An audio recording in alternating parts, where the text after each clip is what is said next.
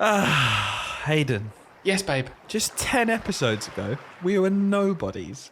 Now look at us, relaxing in the Seychelles during the Easter break. Cheers. Cheers. Who'd have thought me and you would reach 10 billion weekly listeners in just 10 episodes, eh? Dylan. What? Come on, wake up, mate. What? It's the Easter holidays. Huh? You got 32 reports to write, What? 6 weeks of lessons to plan for maths, English and the afternoon subjects. I was in the Seychelles. And you've barely even touched No. last term's marking. No.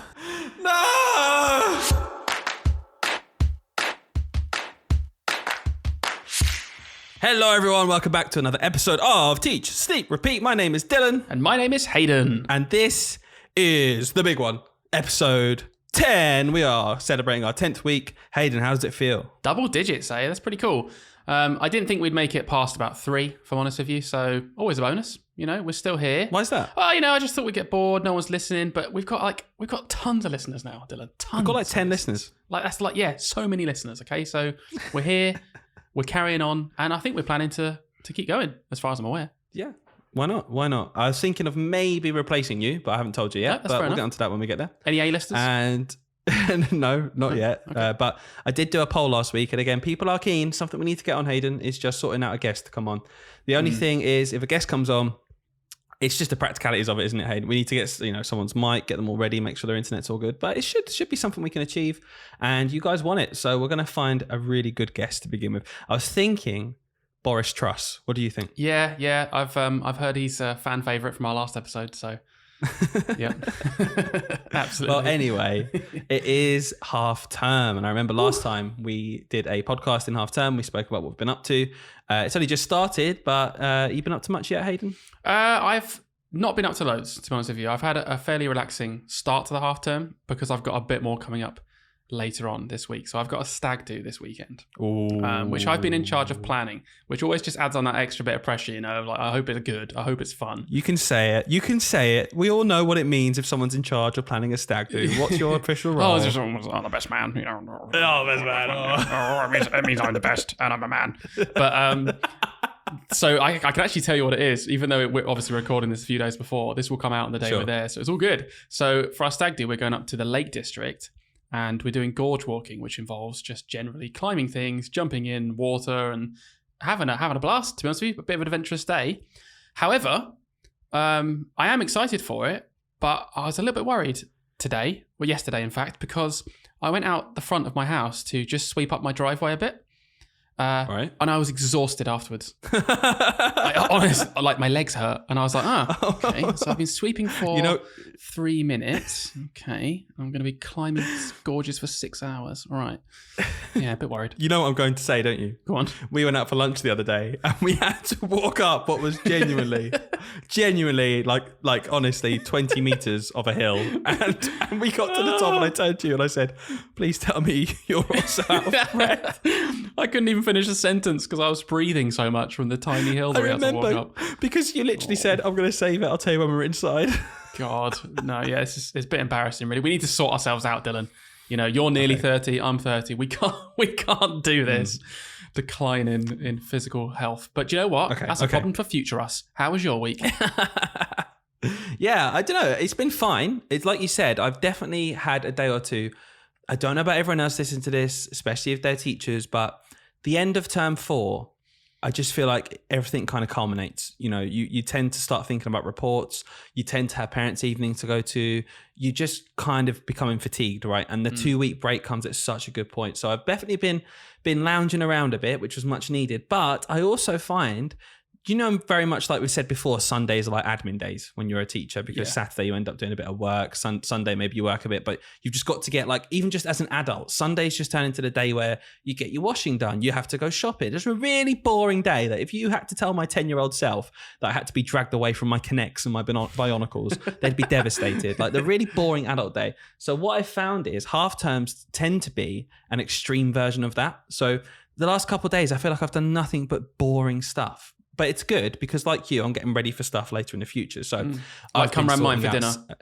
Really boring company. That's true. We did go to yours for dinner yesterday. That's not what I was talking about. It definitely was. But no, I've been doing lots of, solicitor paperwork. We're in the process of trying to sell the house. That took out. It's just so stress. Anyone who's moved house, like, I wish someone just told me beforehand, like, what an absolute stress it is. Little things like updating my contract on my phone. All those tiny jobs which you just kind of wait until you've got headspace to do. You leave them too in the busy doing your 12-hour days. Yeah, exactly. So all them boring things. I'm sure next week on the podcast we'll talk about much more exciting stuff because we've got family coming to visit. We're so excited. Our little niece is coming to visit. So what we've just been doing there, actually, just now before this podcast we recorded, we went out just to get her some stuff because when she comes over, she's from America. They live in America, so we've not seen her much. She was born in China in the height of COVID. God. So very, very, very hard to have ever seen her. I've never met her myself, so I'm meeting her for the first time. And what we were doing was just then we went out and we bought her just some bits to have when she gets here. That's nice. And we obviously just getting a bit overexcited. I'm very, very looking forward to seeing her because she likes Paw Patrol, she likes Disney. So we went to the card shop, and I'm sure everyone knows those huge balloons you can get that they kind of blow up for you. And there was a huge Paw Patrol one, no way, and a My Little Pony one because she really likes that as well. So obviously we're stood there seeing these tiny packs. They're like 15 centimeters by 10 centimeters. But, oh yes, let's get 2 of them for her. It'd be so fun. Obviously forgetting that they're about to be blown up. These are like 1 meter tall. Genuinely, we just tried to absolutely shove them in the car. It was the most stressful experience ever, thinking they were going to pop, but we made it. She's got 2 massive balloons to have when she comes, and I can't wait for her to just ignore them when she gets here. Yeah, which is what every child does. Give you 3 seconds of attention on them and then never look at them again. You'd be like, oh, well, okay, I'll play with it then. Oh, what's that? The cardboard box that it all came in? I'll play in that for 4 hours and play dens. Brilliant. It's like a cat. But no, it's been a very, what's the word, when doing admin-y kind of jobs so far, but I'm looking forward to it. Yeah, adult. It's just like, I wish adults were more blank about this because I feel growing up, you just realize, oh, this is just what an adult does. You just have to do loads of washing every single week and go shopping every single week, and it's so boring. And I think it's okay to say, everyone listening to this is going, yes, I know it's boring, Dylan, grow up. I'm do you know what's more boring, Dylan? It's more boring listening to you talking about it, so thanks. That's what everyone's thinking right now. They're thinking, brilliant, you've reminded me of my washing. Listen, Dylan, shut up. Give us the funny kid stories from school. That's what we listened to the last episode, and we know that you guys are going to talk about more primary school experiences, which is exactly what we're going to do. Oh, what an excellent segue! What a brilliant segue. We should just play the jingle there, to be honest. But now I've carried on talking like I always do. Yeah, well, let's not play the jingle jingle. a different way. No one's going to know. Oh, we could edit this out, but we're not going to. We could if they're okay. What we're going to do is we're going to move on because we're going to go straight to stories, but this time a bit different. Like we said last week, we teased you with it. Oh, stories from our primary school experiences. Okay, and we've had a couple of people write in as well, so we've picked 1 or 2 stories to read out. So essentially, just thinking of memorable stuff from when we were kids at primary school. I'm looking forward to this one because it is, anyone can relate to this now. Absolutely anyone can relate to because we all went to primary school. We've all got ridiculous stories that we love to share. And it kind of started in it last week because I want to jog memory because you're going to come in with this story, which is an unbelievable story. We can't wait to tell you this. It's just so funny to me. But it's linked to the one I told last week about how I was trying to make new friends. I just joined a new school, went to the toilet at break time. I'd never used a urinal. Oh, I also had someone complain to me about, I called it a urinal. Apparently it's a urinal. Yeah, urinal. Urinal, I said, apparently. So anyone wants to take up the way I pronounce things, please take it up with the Northern Association because I am from the North, Hayden. I don't know if you... I was going to say, it's just the Northern you. I forgive you for these sorts of things, Yeah. Also, apparently, I mentioned that a lot as well, that I'm from the North. But I am. I'm proud. Okay. Not once before. Oh, good. Yeah. Oh, not once. No. No, I am, though. I am a Northerner. Are you? At heart. Huh. Yeah. Don't tell you. No, I didn't know that. I thought you were from down here. Oh, okay, yeah. I'm from the north of the country. Yeah. Honestly, the better half, but let's go into that another day. But the story was that I went to the toilet. I'd never used a urinal or a urinal ever before. And I thought it was completely acceptable just to whack my pants and my trousers all the way down to my ankles and just go to the toilet. Quickly found out it wasn't. Not the best first impression. But this story, I want you to tell it, Hayden, because this was just brilliant. It was in direct response to that one. All right, cool. So we've had a story and it's nice and simple, but yeah, very similar. You'll see the comparisons. So, this person wrote in and she was reflecting on a story from, I think, reception time, she was saying to me at the time. So from reception time, so I'm laughing already. So, when you're that age and just nothing's rational yet, is it? You're kind of making sense of the world. You don't have much life experience. Anyway, so she was jealous, essentially. Jealous because she had found out that the boys got to stand up when they weed. And she'd never done that before. She was like, what? That sounds amazing. That sounds like the best way to wee. So, being a reception child, she took herself to the toilet and tried to stand up and wee. And of course, being like a 5-year-old, 4-year-old girl, just stood up and weed all over herself, weed all over her clothes, and then was like, oh, okay, well, that's pretty rubbish. That obviously didn't work. Left, and the teachers were like, oh dear, and started accusing her of wetting herself. And again, being like, when you're that young, she couldn't look past the fact that she was like, no, I haven't wet myself. I was trying to wee like a boy. I haven't wet myself. I was weeing standing up. It's like, well, you are covered in wee though, so you've wet. No, I haven't wet myself. I was just weeing standing up. Had to get changed. If you haven't wet yourself, what's that smell? I'm afraid, because I think you have. Yeah. Why is there a little bit of wee? In fact, loads of wee on the floor, a bit all over the seat, and the rest is on you. That looks to me like you've wet yourself. Could you please define wetting yourself? No. So yeah, very similar to your story. Oh, just being an arrogant child and being like, no, I have not wet myself. That's a different act. I've weed on myself. That's different. It was purposeful. Get out of my face, teacher. Yep. I've got a story. Can I jump in with a story? Just it's not similar, but it's me really young as well. And I always think back to this and just one of those stupid moments where you think, what was I thinking? And I wasn't, embarrassingly, this wasn't reception. I was in about year 5 at this point. So you'd think this have a little was last year, sense. ladies and gentlemen. This was in this 4th year of teaching. When I worked in year 5, no. So when I was in year 5, so what's that? 9 years old? Yeah. And in the morning, my best friend at the time, wasn't my best friend for much longer after this, as you can probably imagine, thought it'd be funny to throw chewing gum at me. And I don't think he was intentionally trying to get it like in my hair, but it landed in my hair, right? Which is obviously... Wait. Sorry. Your hair? Yeah, so back in the day, Dylan, I had more luscious hair than this concoction I've got left. Oh, did you always have that big a forehead though? I'd like to say no, but I did. I was one of my nicknames at secondary school was Big Forehead. Can I have? That's not a nickname. That's just describing. It often came from across the playground. Didn't know who it was, but it's just a nickname, isn't it? People obviously I just never saw them. They didn't get my attention. That's not a nickname. Huh? That's not. Like a nickname's had to have layers of like nuance. That's just someone describing what they can see on you. Okay. I convinced myself as a nickname because otherwise it's bullying. So yeah. Oh no, it's a nickname. They like me. Yeah, those silly pesky people. Those kids from the year above shouting at me across the hallway. They're just my friends. Anyway, it's a nickname. So back, big forehead, little me with a mop of hair. Okay, a nice mop of hair. I'll add. Got some chewing gum in my hair, and it was before school. That bit of playground time before the whistle goes and you go in. So I thought, right, come on, problem solver. What can I do here? I'm embarrassed, obviously. There's chewing gum in my hair. I think the best course of action is to go sneak inside, sneak to my tray in the classroom that we're not allowed in yet because no one's there, and cut it out. That would be the best course of action. So I went in there. It was right in my crown. So right here, the back of my head. And obviously I couldn't see it. So I thought, okay, it doesn't feel like too much. I've grabbed the hair with the chewing gum in it and thought, minimized it. I'll just cut, just beneath the chewing gum, I'll just cut that bit out. Did it, chucked it away, legged back outside, bish bash bosh. Glad no one's going to know now that that's happened. I don't have to get my friend in trouble. I'm not in trouble. Whew. Anyway, fast forward 5 minutes, you go inside and the teacher was like, whoa, what have you done? And I just cut the biggest clump of hair out and I had a big patch and then I had to go home, obviously cried. And it never grew back. Yeah, I did this. I repeated this process 6 or 7 times and that's where I'm at now.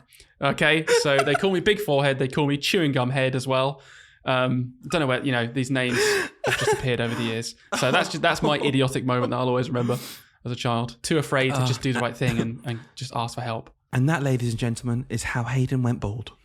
Thank you for tuning in. That's an amazing story. Yeah. But the thing I love about primary school stories is when I've thought about this a few times, and I know we've spoken about this before, because it's really mad, the kind of duality of we're primary school teachers and we're very aware of our consciousness, right? We're very aware of the memories we're making. I can remember lots and lots and lots from pretty much every year where I've been a teacher. But and you see these children who have their own personalities. They're already molded into their own people, and they're very specific and very real emotions and very real problems, right? That we deal with every day. But then I remember, and I tried to think back to primary school, and I don't remember a lot of stuff, if I'm perfectly honest. And it's really weird to think how much we think we're affecting these children's lives. And we're like developing them in certain ways, emotionally, educationally, and it all like kind of compounds, whether they remember it or not. But it is really interesting to me to think back to what I actually remember from primary school, because the things I remember are the really like emotional moments, or something where a teacher really helped me to grasp something, or those trips, those enrichment things, the fun, the stuff that we're so scared about that we're losing so much from education right now. They're the things that I really, really remember. Like I remember so vividly, and I don't know, lots of people our age will remember this as well. We had a school trip and it was arranged, and I would have been in year 4, I think. It was a school trip to the Natural History Museum. Firstly, what a peak trip to go on. Like, unbelievable. When you're in year 4, walking in and seeing, I know it's a whale now, but it used to be a massive dinosaur. Like, that was such an awe-inspiring moment. Like, but that's not even the point I'm making. The thing I remember more than anything from that day, it was the World Cup, the 2002 World Cup. It was in Japan, I think, or South Korea, Japan and South Korea.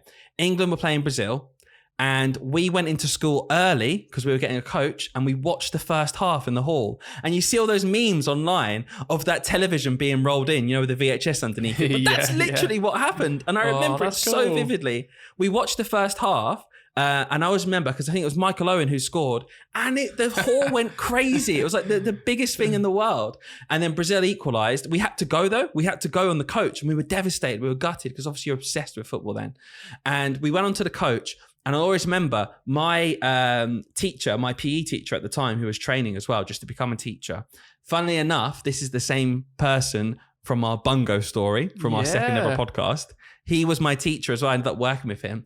Anyway, he had like a really state-of-the-art handheld TV thing, had this huge antenna coming out of it to receive like the signal of the television, and this tiny, tiny screen. And he was sat on the coach watching the game, and the whole coach was silent, like staring at him, like waiting for him to say something.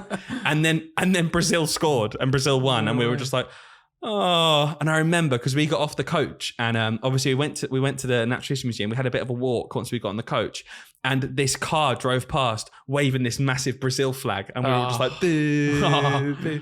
But it's so vivid, those memories. And it links in with everything fun trip you do, those big projects. I did a project on space. Like, it just like blew my mind, because we spent weeks just researching what we wanted to look up. And I found it so fast. I learned so much. Yeah. And that's what I think sometimes is slightly concerning, maybe from our point of view, is that we are losing maybe a lot of that, is the first thing to go, especially post-COVID. Yeah, and I wonder why as well. I often think is, firstly, is that true? Is it across all the schools, in the country that we're losing that? Or is it just a kind of a localized experience? And secondly, sort of why? Is it, do you think, because of the pressures perhaps of the curriculum nowadays that we're leaving it? But you're right though. I'm just going to jump on like thinking about like just reminiscing a bit, because I was trying to think, can I remember a single time in my entire primary school experience where I was doing work in a book? And I honestly can't. I was trying so hard to think of a memory that I have. And the only things I remember about actual lesson time are, one, making a World War II booklet in year 6. Yeah. I remember doing it because I got to actually spend a really good amount of time doing all the illustrations and making it. I loved it. I really took ownership of it. Like the planets thing I spoke about. I remember an acrostic poem down the side. Yeah. I did that as a title page for every single planet. And I remember doing it. I loved it. It's creative. It's fun. I also remember the classic lesson of electricity, where we got all of the crocodile clips out and the bulbs and stuff. I remember I wanted to just get them all. I was super inspired by it, and I wanted all of them. I was thinking, I wonder if after school I could stay and maybe I could get all of the crocodile clips and all the stuff, and I could make this massive circuit. And I was imagining, I literally remember this silly irrational thought. I was like imagining this like floating ball of crocodile clips, where I'd made this crazy contraption out of electricity. But even though it was nonsense, it didn't matter, because I loved it, and I couldn't have wanted to be there anymore. But I don't remember a single English lesson. I don't remember a single maths lesson. I honestly just don't. And I loved maths as well, but I don't remember sitting there and doing things. I just have those memories of like special moments. Another one, for example, was when we got a new library at my primary school. We didn't really have a proper library, and they built in this like upstairs part to the corridor because it was a really tall corridor. And they managed to, it's basically like, it was really cool. They just built in this whole landing part. And it like was an amazing. indoor balcony almost. Yeah, that's exactly what it was. It was like an indoor balcony, but really themed. It was quite like low lighting, but like jungle theme. And I just remember being like, and I wasn't really a big reader then, but that made me want to go and read. I wanted to go and sit in there because it was awesome looking. Yeah, it's just funny, isn't it? And I just reflect on my own practice now, and I think, yeah, definitely. What am I doing? That's the thing, because I think it's really important point to make that just because we can't remember those English and maths lessons, clearly they were building on each other. Clearly those small steps were like helping us to make progress, and it's all really important. And it's not just a simple case of obviously, well, I remember this, so it's good, and I don't remember that, so it's bad. Of course. But there is still such a powerful thing to say that anything I remember and stands out from school, like you're saying, your new library. I remember the day our school got a computer suite, because it used to be one computer in each classroom. Yeah. Then we got a computer suite. I remember the day that our teacher told us, guys, and they even said this, like they must have just been being honest. They're like, guys, we've got some funding, we've got some money. I don't know whether it was from vouchers or what, but we've got some money for new playground equipment. And they let us look through the booklets, look through the things, and say what kind of stuff we wanted. I remember that. And then it got delivered to the school, and there was these space hoppers you could stand on, and there was stilts, and it was like the best thing that could ever happen. And I just feel like in the grand scheme of like the cost of stuff, these small moments for our children are just priceless, aren't they? Because you don't know, you can never tell what every child's getting outside of school. Yeah. And I just think as a society and as a country, as a government, as a group of teachers, there's such value in plowing money into our kids, whether it's these resources, these special days, these amazing things they'll remember for the rest of their lives. School dinners. Like, why can't we feed our kids properly? Why is that even a political question? That the nutrition of our next generation is in question? I don't understand it. Yep. No, you're absolutely right. We should be prioritizing these things. Going outside is one thing that in my teaching practice, I've always, or periodically anyway, particularly when it gets nice and sunny in the year, right? I reflect back to times when I was a kid where I loved it when our teacher took us outside to go and do some like observational drawing or something that I just enjoyed so much. And I'll have these moments, like maybe weeks or months in the year, where I'm like, oh, it's nice outside. What can I do to get my kids outside? And I'll try and change my lessons so that we can go outside and do it, or we can, take the learning outside, because I just know that they'll enjoy that thoroughly compared to whatever else I'd had planned that day. And I'll just try to get out as much as possible. When I think more and more about primary school, such a big part of it as well, which makes sense now because it is such a big part of school life, so I can see why. But for me personally, was the whole sport aspect. That was huge. You know the feeling of your teacher saying to you at 10 to 3, guys, you can go and get changed. You've got a football match after school. The feeling of standing up out of your chair and walking out as everyone else finishes their work is the best feeling in the world. Sorry guys, I'm just going to go grab my shin pads because I'm getting changed for a football game. I'm a pro. And I'll always remember this one game because it's hilarious looking back, but in the moment I felt so accomplished, right? So I'll tell you the reason why I felt accomplished, then I'll give you the context as to why it's hilarious. So I played a game. It was my first game for the school because I was quite late in terms of getting into sport and football. So as we said previously, I don't know if I mentioned this, but I am from the north. So I moved down here and I joined a new school, as we said, in year 3. And it was probably year 4 when I played my first game for the school, because only in year 3 when I moved down here did I actually get into football properly, right? Yeah. So I got into the team, my first ever game. It was a friendly with another school. It was away. So we drove the minivan over there. Most exciting day of my life ever. I started the game up front. I scored a goal. First goal I'd ever scored ever in any competition playing football at any point.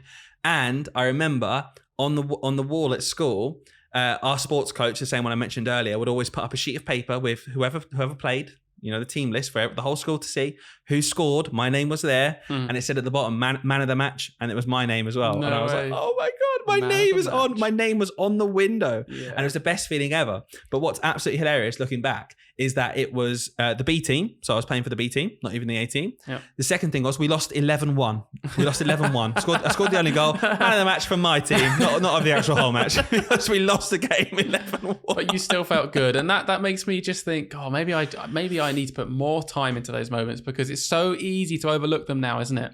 As adults, and there's a million other things to think about. To forget that yeah, it might be a little thing for us, and like, really, a bit of paper? Nah, it'd be so easy, wouldn't it, just to not print that bit of paper because you got something else to do. Yeah. But for that kid, for you, little you, that even though you lost, seeing your name next to man of the match on probably some like Microsoft Word or even just handwritten piece of paper then. Yeah, it was like, Word. It was a Word doc, nothing fancy, but it didn't matter. It doesn't matter because I'm 29 and I'm sat here now talking about it. How crazy is that? That decision of that teacher, I'll always be great, because that teacher I know always puts the kids first. Every single decision they make, because I worked with this teacher for a bit as well. And every single decision at the forefront of his mind was, how's this benefiting the children? What are the children getting out of it? And I think it can so quickly become lost sometimes. I'm guilty of it too, where you see a curriculum in front of you, you feel the pressure of delivering the curriculum. You are under pressure to do X, Y, Z. But when we strip it back, what's going to have the most impact on the children? It's them feeling special. It's them feeling loved. It's them feeling appreciated. And it's those huge wow moments that actually, I think more and more, I need to make sure that I continue doing as I go through the profession and not get ground down by it. And actually, when I look at an afternoon lesson and it's DT and we're building these huge structures, it's not a bad thing. It's something that I'm going to actually relish now, because I'm say, cool, this child, when they're 25, might look back and go, oh, do you remember when we made a dome in our classroom? And it was huge. Yeah. It'd be Our teacher was really stressed, but we had a great day. And I think But that's true, isn't it? The stress levels of doing those kind of things can be huge. Which I think highlights the kind of fundamental issue. I'm not going to talk about it much because we did talk about it on the last episode, so go and check that out if you want to. Of just... There's too many jobs, too little time. So when I can understand, literally from first-hand experience as well, of when you get in on a Monday or even on a Sunday before you started your week, and you can already see that there are more hours of work to do than you're going to work the next week already. Like your timetable is already completely filled plus more. You can see why it's so tempting to not print that little sheet with that kid's name on it and put it up on the wall. You can see why that doesn't happen perhaps as much now as it does, and why lots of teachers reflect on teaching 20 years ago and say, oh yeah, we used to do way more of that stuff. I can see that now. But I tell you what, leading on from that, we've talked about like lessons and things you remember from primary school. I'm sure everyone listening has specific things they remember. But I tell you what I do remember, and this may be like hints as towards what kind of people they were. I remember every single teacher. I remember every single teacher that I had. I do. From when I joined the school in year 3, year 4, year 5, year 6. And I remember when I trained to become a teacher again. When I trained the first time to become a teacher, you have to spend a certain number of days. Yeah, only once. You have to spend a certain number of days just in a school before you do anything. That's they're right. called, I can't remember what they're called. They've got a specific name, but you have to do them. You're not working. You're not actually like doing groups or anything like that. You're just in a school, because I think the point is you need to spend 10 days in a school to make sure actually it's the environment for you and you're sure you want to go forward with the application and all that stuff. Yeah, it makes complete sense, because schools are a very specific environment. So to say you want to be a teacher without ever being in a school would be a bit crazy, really. So it's good to go and check it out. And obviously I reached out to my old school, because at that point it's only primary school you know. As a young man, you don't know any other primary schools other than the one you went to. And I think this is a common theme, having worked in primary schools, the overwhelming joy that one of their ex-pupils is reaching out to them. Like it's a really, they love it. And having seen it kind of happen in schools we're in now, it makes sense, because if one of my children emailed me when they're older and said, oh, can I come into the school? I'll be like, oh my gosh, yes. And I had this moment actually in parents' evening this week. We had parents' evening in our school, talking to all my current class's parents, going really well, having a chat. And then in one of the downtime, one of my pupils has a brother who's in primary school, but she's gone to secondary school. And she was one of my pupils in the class that got shut because of lockdown in March 2020 and it was in year 5. So she's in year 8 or 9 now, I think, whatever it would be, but she's in secondary school. And she and her mum and her brother and her dad specifically had came to my room knowing that it was parents' evening, just to see me, just for her to see me and catch up. And it was so nice to see. And it just goes back to what we said last week about, we plow ourselves into helping these children.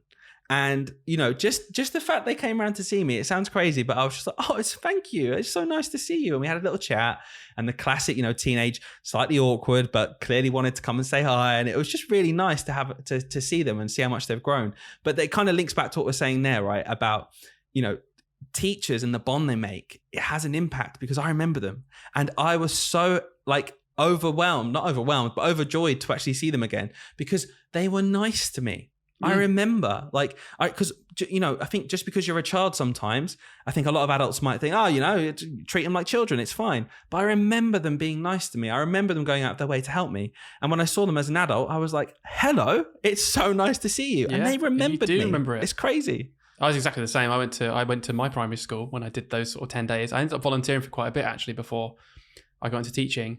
And yeah, it was just such a wonderful experience. And I'm really thankful actually because the lady who I was with most of the time, Mrs. Porter, I'm not afraid to say your name because big shout out to you, who let me in her classroom. She's our 4th listener, by the way. Yeah, there we go. Me, you, Rishi, and Mrs. Porter. Don't forget Boris Truss.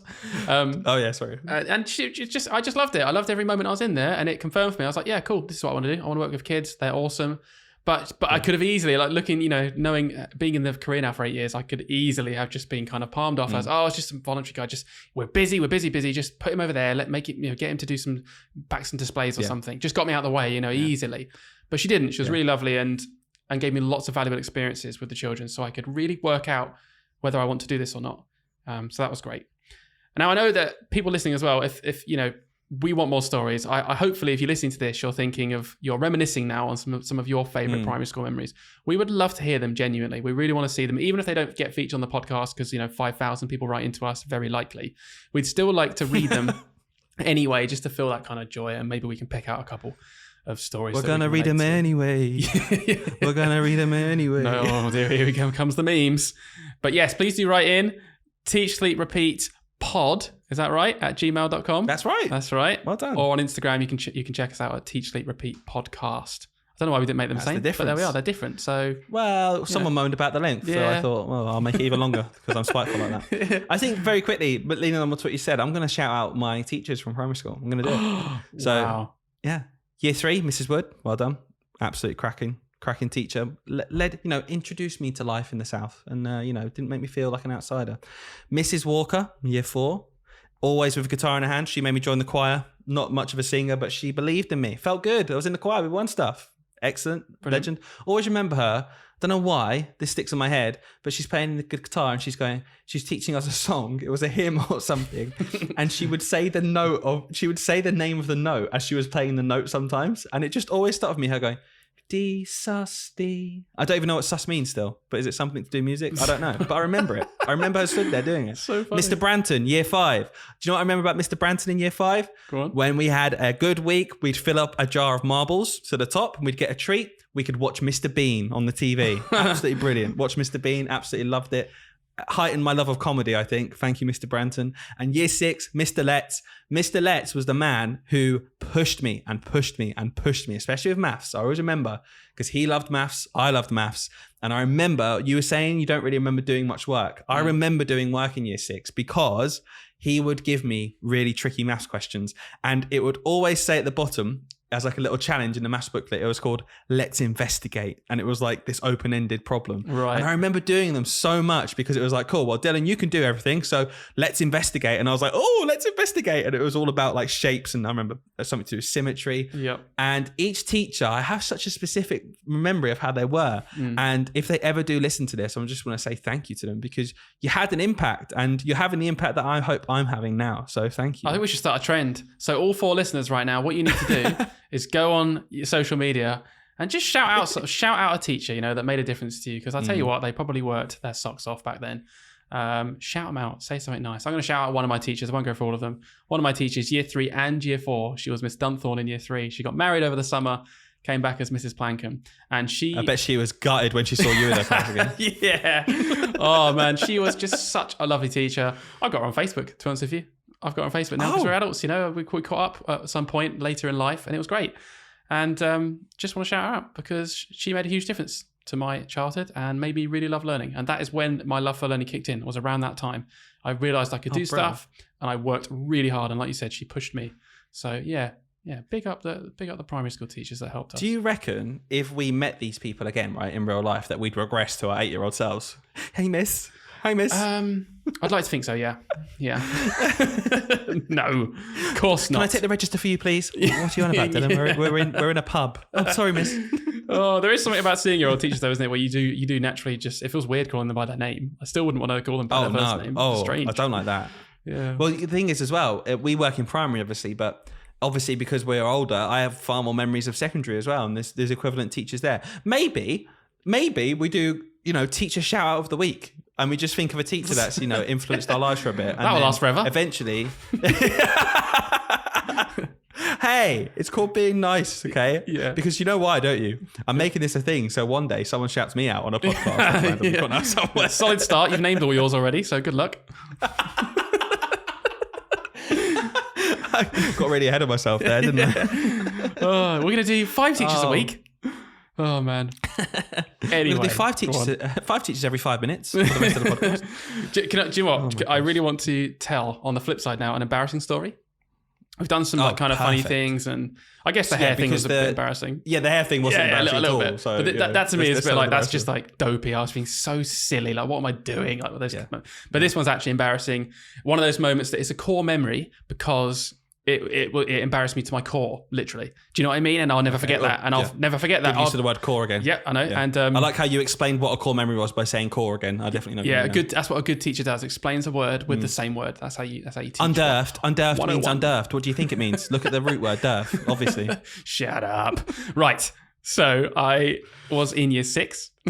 This is actually really embarrassing. I feel embarrassed telling you the story. But it's so stupid. It's so stupid. I was in year 6.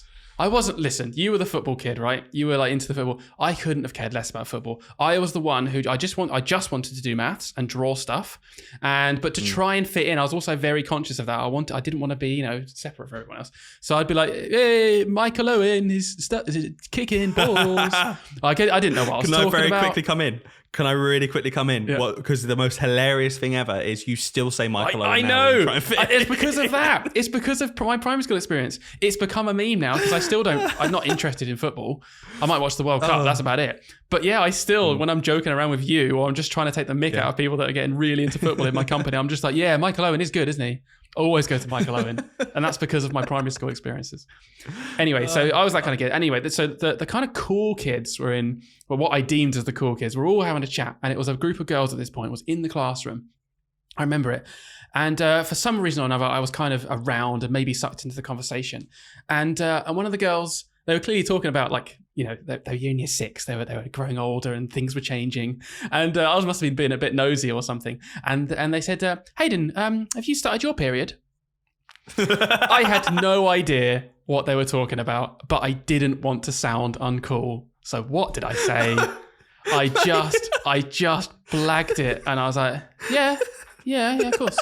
Yeah. And then they all laughed so much at me. Like they found it hilarious. Like, because they were obviously just trying to trap me with this question. I had no idea. I took a gamble. I didn't want to be uncool. Oh, man. And then they just rinsed me and I went red as anything. And I, tried to play it off, classic thing. I wasn't one of those kids that would run off and cry. I'd be like, take it on the chin, but inside dying, of embarrassment. And never forget that. Never forget that. That taught me a lesson there. That's like the most extreme version of when you don't hear someone and you just guess and say, yeah. And you hope that it makes sense. Yeah, it's like that's the kind of thing on a comedy show. What's the time? Sorry. Yeah. Didn't hear him. So embarrassing. Yeah, I'm on my period. Yeah, started it in year 6. Thank you for that embarrassing moment. I wish they were like old enough to kind of keep the joke going further than one moment and just try and eke out. Like, that's fine. Actually, it's fine. No yeah, keep going. Have me on. Get me to like go and show and tell in front of the class. You just like completely embarrass myself. Oh man. Well, it's funny you should say that because this is another thing that kind of ekes into my teaching, right? Because I sometimes forget the kind of kid I was, right?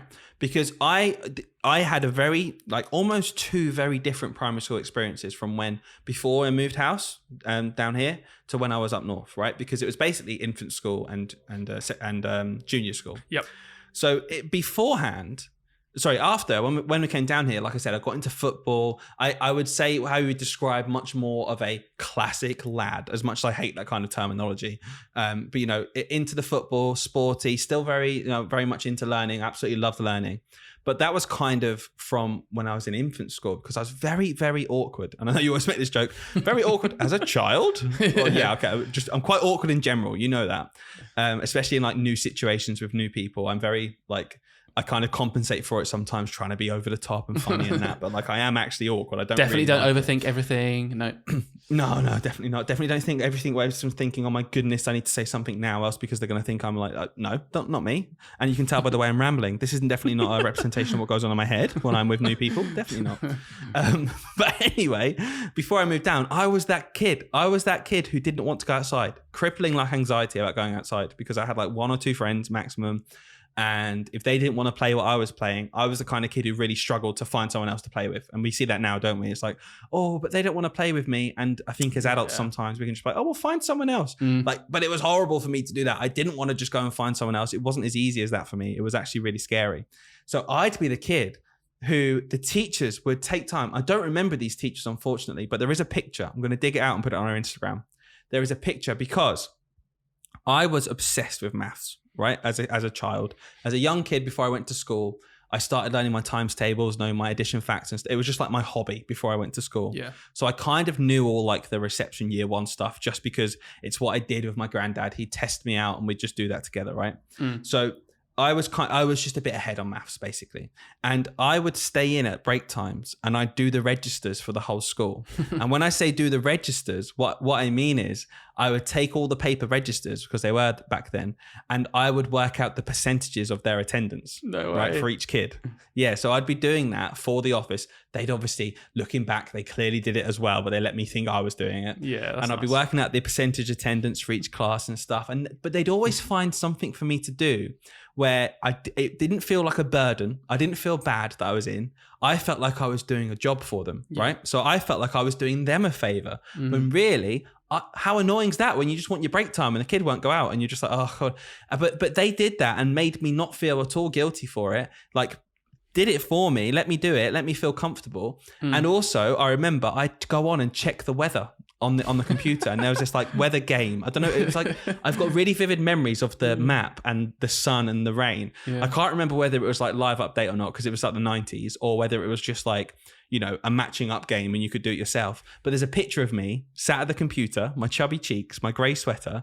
I'm clicking away. Someone's obviously said, look, and I turn around. There's a TA sat next to me, clearly wishes she was anywhere else other than watching this little kid click on a map of the weather. But it just, again, adds to that kind of memory of doing that for the kids is beneficial to them, even if they don't exactly remember it. But I know it happened, and that helped me socially in a roundabout way. Because you might say, "Oh, he needs to go out and play with his friends." Well, actually, no. In that moment, that caused me huge anxiety. So this was the best thing you could do for me, and I gradually learned to get about it in a different way.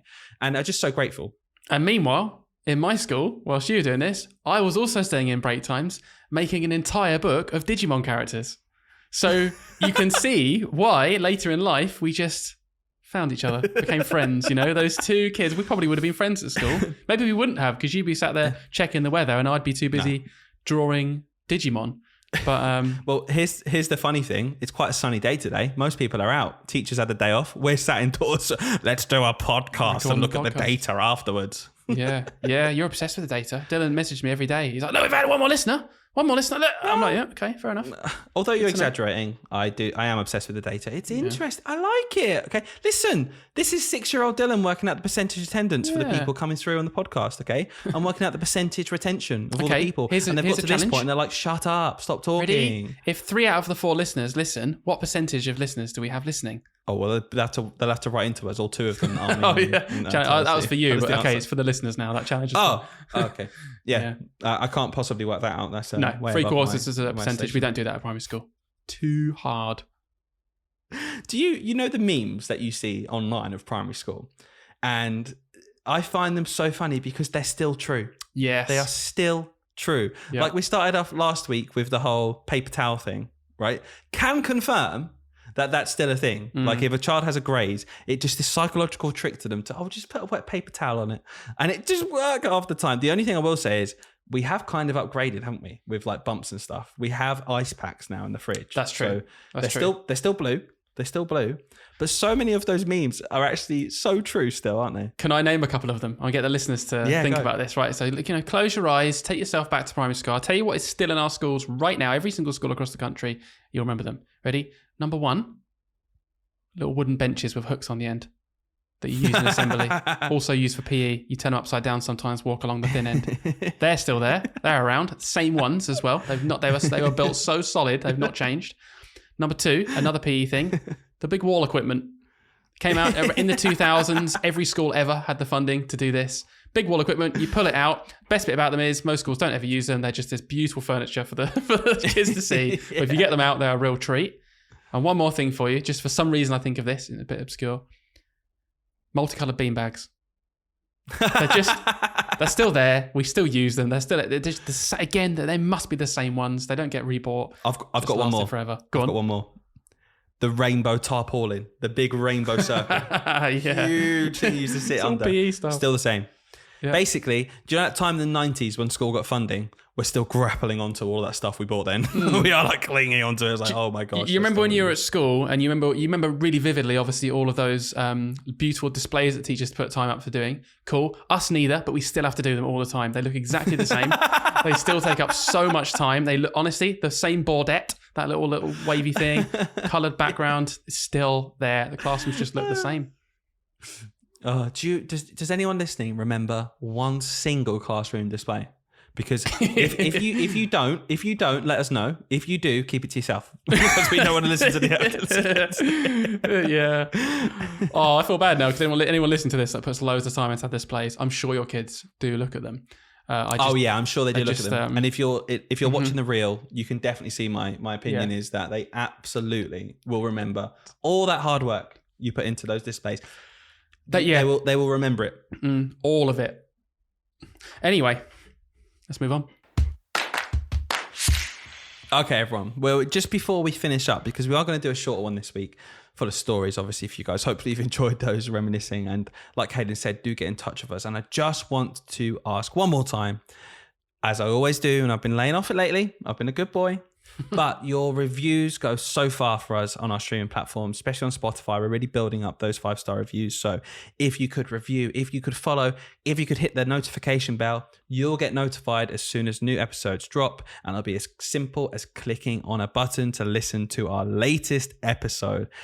I think that was a really nice episode, Hayden. And I know we've gone back to our roots here, a slightly shorter one.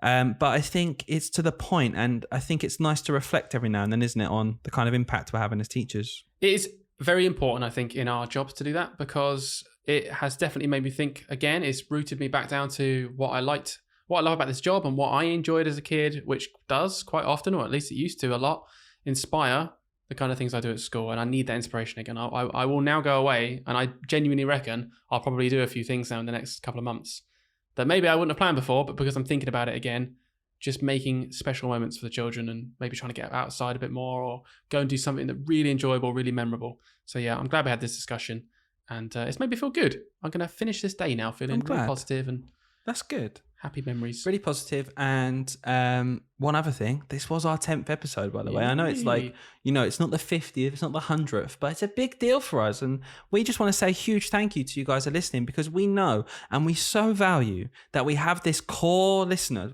base. And it's really, really strong now. We joke about having 4 people, but there are so many people who still message us every week. The same people saying, I love this week's podcast. So this thank you is to you guys, the returning customer who comes back every time and plows their time into listening to us. We appreciate you. And I'm going to say it one more time. Please just message us. Say hello. If you're listening to this, let us know, because we're still at the point where we can reply to you and have a chat, because we just want to get to know you guys better so that we're including everything you want to hear. And hopefully this week, which was jam-packed just with stories and anecdotes and how Hayden got bald, which is what we've all been waiting for all this time. All I'll say before we do finish up, Hayden, is that we still haven't heard this Pritt Stick story, and it is becoming a bit of a thing now. What have you got to say for yourself? When are we going to admit it to them? Are we just going to admit what? Well, I don't want to say it. When are we going to admit Wait, 1 second. Pause the podcast. Pause the podcast. Okay. You paused. Okay, wait. I'm paused. Yeah. Look, it's not on anymore. Hayden, we can't tell them there's no Pritt Stick story. Listen, we've got a problem because people are remembering. We've ignored it on purpose for a couple of episodes now, but people are asking again, what about that Pritt Stick story? We don't have one, Dylan. We don't have one. No. We've played this off for so many episodes and we don't even have one. What are we going to do? Listen, that's a problem for our future selves. Let's press play again on the podcast. Let's just get it sorted. Yeah, okay. I've got this. You press play. I know what I'm going to say. Right. Okay. Go on. Okay, go, we're live, go. Yeah. Sorry about that pause there. We were just having a drink. The Pritt Stick story is coming up. It's epic. It is a sweet story. Honestly, Dylan can't wait to tell it to you because it's mainly based on his experiences. So listen in the future because this story is going to be awesome. Bye, guys. See ya. See ya in episode 11.